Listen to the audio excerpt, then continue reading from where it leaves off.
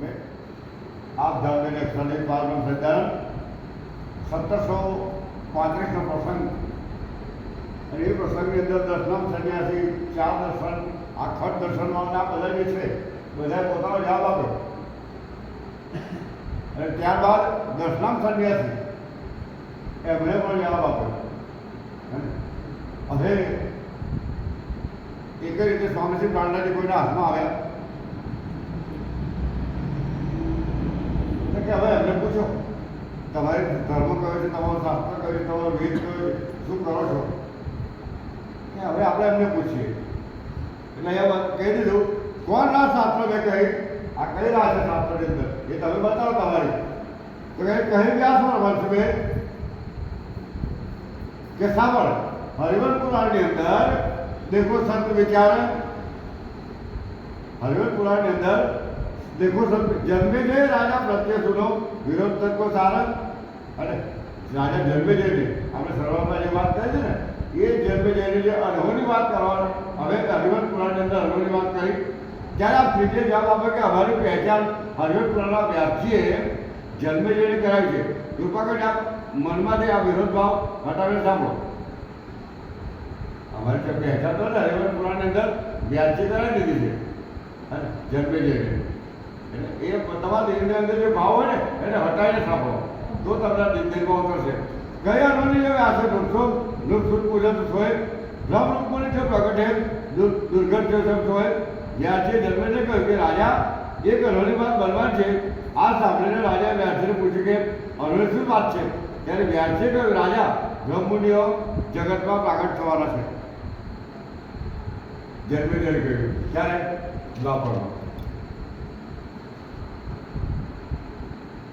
तो उसमें यहाँ नृप तक पूछी व्यास को संकालिक स्वयं હવે જન્મે જે પૂછે છે કે ભાઈ વ્યાસજી તમે જે કહો છો બરાબર તો સંકાલિક અને જે તમે ઋષિઓ જે પ્રખ્યા આ દુનિયામાં ઘણા બધા ઋષિઓ પ્રખ્યા કે એમાં કોઈ જગ્યાએ બ્રહ્મમુનિ કોઈ હતા નહીં અને તમે બ્રહ્મમુનિ આવવાની વાત કરો છો તો આ જે ઋષિઓ બધા જે થયા એમાં કોઈ બ્રહ્મમુનિ હતું જ નહીં એમ કે ત્યારે રાજા વ્યાસે કહ્યું કે સંકાલિક ને લઈ આપ સુધી જે અનેક ઋષિઓ પ્રગટ થયા એમાં બ્રહ્મમુનિ અર્થાત બ્રહ્મ સ્વરૂપ ના હતા. તો કહે તબ વ્યાસે નુસ્ખો કહી મેં ભય નહીં કોઈ કાલ બ્રહ્મવૃત્તિ તો કહે છે ને પરમધામથી જે આવવાનું છે ને એ કોઈ સતયુગમાં પ્રગટ નથી થઈ, ત્રેતાયુગમાં પ્રગટ નથી થઈ, દ્વાપરમાં પ્રગટ નથી થઈ અને 28મા કળિયુગમાં કહે છે હું એ પ્રગટ કરું કલયુગમાં પ્રગટ આવી તો હાલ જે પ્રગટ ત્યાં થવા છે કળિયુગમાં પ્રગટ થવાના છે. ઉત્તમ પુરુષના ઓળખો દેવી દેવતાના ધ્યાન જે બ્રહ્મમુનિ આવશે ને એ ઉત્તમ પુરુષ મતલબ પારનો પરમાત્મા જે પ્રાણનાથ છે ને એના સિવાય કોઈ દેવી દેવતાની પૂજા નહીં કરે. ખ્યાલ આપણે પહેચાન કરાવી દીધા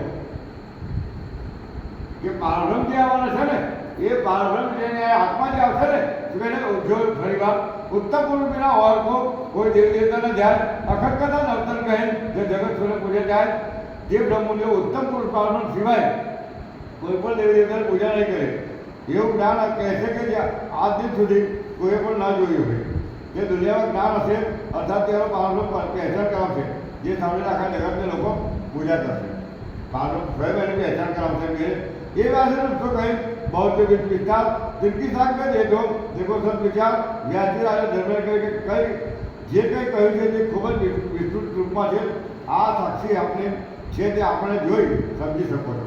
આ સાક્ષી અમારી જેમ કે છે કયા આગળ સાક્ષી આપી છે હે રાજા ઉત્તમ પુરુષ રક્ષાદિત આશ્રય પર રહેનારા બ્રહ્મરૂપ મુનિઓ જે કલયુગમાં પ્રગટ થશે જે આજ દિન સુધી ક્યારે આ જગતમાં પ્રગટ્યા નથી આજ સુધી પ્રગટ્યા નથી એમ કહે તેના દ્વારા કથિયત અલગ બ્રહ્મજ્ઞાન કથિયત આ જે કથિયત જે છે કથા એ કથિયત કથા બધા કહે પણ અખત એટલે જ આટલા દેશમાં જે અખત હતું ને એ આવીને એ આપણને સંભળાવશે.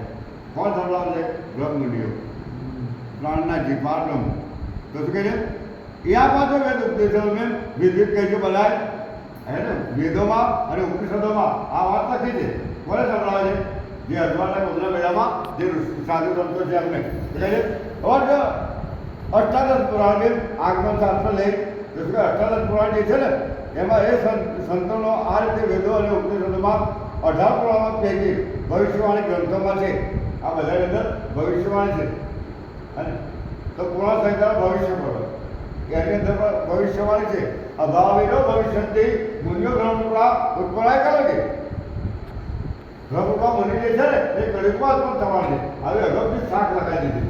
અને કેટલી હુકમે વેદ કથન મેં લાખોની કેટલી શાક એક બે નહીં. આ આપણી વિશેષતા છે. આપણે આપવાના હતા ને એ આપણી વિશેષતા આપણા રાજ્ય ત્યાં મેળવે પહેચાન કરાવી દીધી કે મારી બ્રહ્મસૃષ્ટિ જે છે ને મારી આત્મા જે છે એ તારા બગીચામાં ફરવા આવે. કેટલા વર્ષ પહેલા? 1000 વર્ષ પહેલા હુકમે વેદ કદમ કઈ લાખો કેટલા એક બે નહીં લાખોની સાલ લખાય. બોલા સુંદર શાસ્ત્રા બ્રહ્મસૃષ્ટિ તો કહે છે જો ગ્રાહક આ વસ્તુ જો લેવે જેટલી લે જ્યાં આ વસ્તુ ગ્રાહક હશે ને એ જ લેવાનો છે સાહેબ. આ વસ્તુનો જે ગ્રાહક હશે ને એ લેશે ને બાકી નહીં લેશે. અરે તો એમ કહે ताको में तो उपनिषद में हम समय लेके समझाए तब समय जिसमें नहीं ये नहीं जो को बंधा है બધા ચીજમાં લખા ક્યારે કોઈ જગ્યાએ બંધાશે નહીં. લખવાને બધા જે ભેગા થયા ને ભારતના બધા જ સાધુઓ એમણે કહ્યું કે આ એક રીતે બંધાય નહીં. પૂછે ધામનો શેર સંપ્રદાય તબ જવાબ નહીં આવે. એનું ધામ પૂછો, એનું ક્ષેત્ર પૂછો, આવું બધું પૂછો ને એમને જવાબ નહીં આવે ને એટલે આપણે ફરી स्वामी विधि संप्रदाय के कहो जो साकेत हो सब आपने सबने कही तो जब तुम कहो प्रसन्न हो હવે કે બધા કે પ્રસન્ન થઈ તમારે સજેસ્ટ છે ને એમને સમજાવો करके कहना बोले सबे प्रश्न विधि जो विस्तार सागर जी का कहो आपके भेद कहो जो सूत्र विचार आई के તમારે શાખા શું છે તમે શીખા શું છે અને તમારું સૂત્ર શું છે આ બધા વિચાર કરી અને અમને સમજાવવા કરે. શિવને પણ એક કહો તમારે જે શિવ એટલે પૂજા તમે કોણ પૂજા કરો શંકર ગોત્ર ઇષ્ટ જ્ઞાન તમારો ગોત્ર કોણ છે તમારો ઇષ્ટ કોણ છે તો કહે છે 7 મંત્રને પૂરી કહો દેવી દેવ પ્રતાપન આપણે ઇષ્ટ કોણ છે સાહેબ સુંદર આપણો ઇષ્ટ કોણ સંપ્રદાય પદ્ધતિમાં છે બ્રહ્મ વિદ્યા દેવી છે આપણી કુળદેવી છે જે વાણી છે ને એ આપણે કુળદેવી મતલબ શ્યામાજી તો યા શિવનો પણ નહીં કહો ગોત્ર ઇષ્ટ જાપ સાધન મંત્ર પૂરી કહો ગો દેવી દેવ પ્રતાપન અને તમારે જે સાધન છે તમારો જે મંત્ર છે આ તમામ કહો. શાળા કહે છે આપણી ક્ષેત્ર હોય જો કોઈ તમારી શાળા કહે છે સુખ નિવાસ જો દેવી કે તીર્થદેવ શાસ્ત્ર હોય જ્ઞાન કહે છે પૂરી આપકો બોલો જો દ્વાર પ્રકાશ કા નિવાસ કોણ સંપ્રદાય કહો ઉત્તર પ્રશ્ન પ્રકાશ તમારો સંપ્રદાય ક્યાં તમારો નિવાસ ક્યાં છે તમે ક્યાં રહી જશો આ બધું જે છે ને એ તમે અમને જણાવો. અખત કે જો અદભુત છે જે ચીજ સુરત સબ અખત જે છે યાદ સુધી જેની ચર્ચા થઈ નથી આજે શરૂઆત થાય છે એટલે હજુ કહે અખત કે જો અનુભવ એ ચીજને સુરત શબ્દ ત્રીજો એ જે વિચાર ધર્મ પ્રવૃત્તિ શબ્દ અને તમારા દિલમાં હૃદયમાં તમે વિચાર કરજો અને કોઈનો દોષ કાઢતા નહીં. હવે આવો સુંદર સર શું કહે છે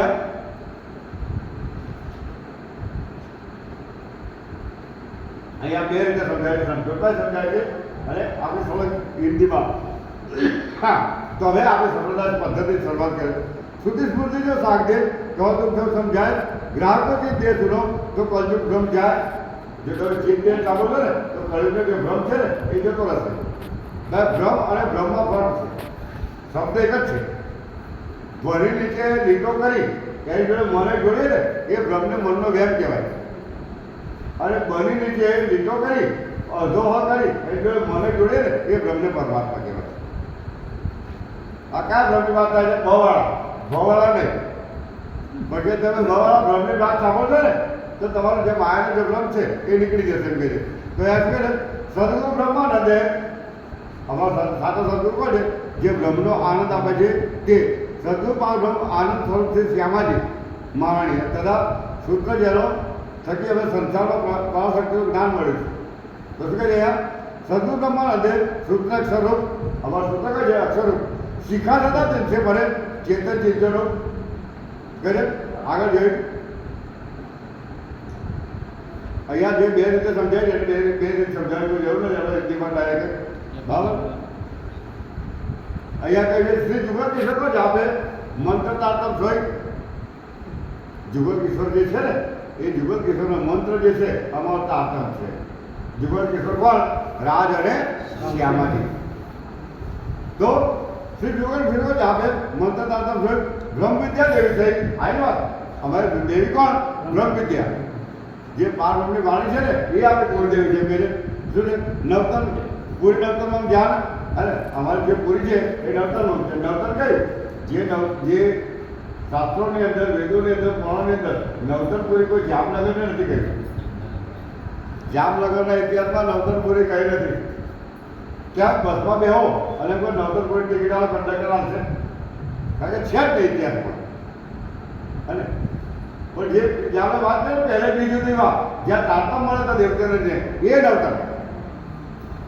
આવો 18 વર્ષ આગળ થઈ સારા ગૌરવ સંતુલનનો ક્ષેત્રે જ્યાં જ્યાં શબ્દો કે તમારા 108 પક્ષ છે. હવે 108 પક્ષ તમને ગણાવી દઉં તો થોડો સમય લેશે, કોઈ ચિંતા નહીં, પણ અક્ષર તમે 108 સમજાવી દો. આ 108 નો મતલબ શું છે? અને 108 નો મતલબ શું છે એ આપણે હજુ સમજ્યા નથી. અને આપણા રાજો સતત તમો ગણતું ને આપણે 87 એમ માનો 81 થાય. હવે 81 ને 82 વલ્લા બતાવે તો અને 83 કબીરનો અને 25 પરમધામના. આ 108 પક્ષ થાય. અને કયા છે? 18 વર્ષ આગળ થઈ સાલા ગૌરવ સદગુણનો ક્ષેત્રે જ્યાં જ્યાં શબ્દો અમારે સાચા સદગુરુ પારનો પ્રાણના છે ને એના ચરણમાં છે ને એટલે બહાર જે શોખ છે એ બી મટી જાય. આવો સુખવિહારમાં નિત્યનું નામ ઋષિ મહારાજનું જોઈ. અને અમારું જે સુખનું સ્થાન છે એ નિત્યનું અમારું સુખવિહારનું સ્થાન નિત્યનું છે તથા મહાવિષ્ણુ અમારા ઋષિ છે. અમારા ઋષિ મહાવિષ્ણુ આપણો પરમાત્મા નહીં, આપણા ઋષિ છે. એમ કહે પૂજ્ય સ્વરૂપથી બ્રહ્મ વિદ્યા અમારો સસ્વમ વેદ છે. આપણો જે દુનિયા જે 4 વેદને સમજે છે.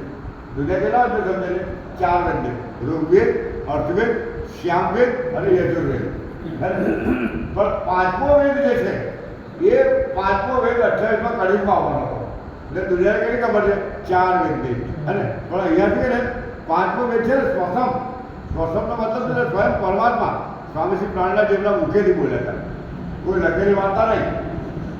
તમને વાણીમાં લખ્યું છે શાસ્ત્ર પુરાણ વેદાંત ભાગવત પુરાણ જે શાક નહીં કથા જતની. આપણી વાણી છે કોઈ વાર્તાકાર લખેલી નથી કે કોઈ કવિએ બનાવેલી વાર્તા નથી. હે ને? પણ શું કહે તો કે સતવાણી છે વાત. તો આગળ શું કહે? શાસ્ત્ર સમજ ભાગવત બુદ્ધાગ્રહનું જ્ઞાન. હવે આ વસ્તુ દાવો સમજવાની છે. કેમ? ઘણા અંકેરમાં મહારાજ આપણે સંપ્રદાય તો લખ્યું છે કે ભાગવતનું સાંભળવું એમ. હે ને? પણ એને જો મતલબ વચમાં અલ્પ વિરામ મૂકી તમે વાંચો ને તો ઓટોમેટિક ખ્યાલ આવી જશે. બાકી આમ ડાયરેક્ટ વાંચે છો ને શાસ્ત્ર ભાગવત ગુજરાતમાં નહીં ખ્યાલ આવે છે. શાસ્ત્ર સમજ ભાગવત બુદ્ધજાગૃતનું જ્ઞાન.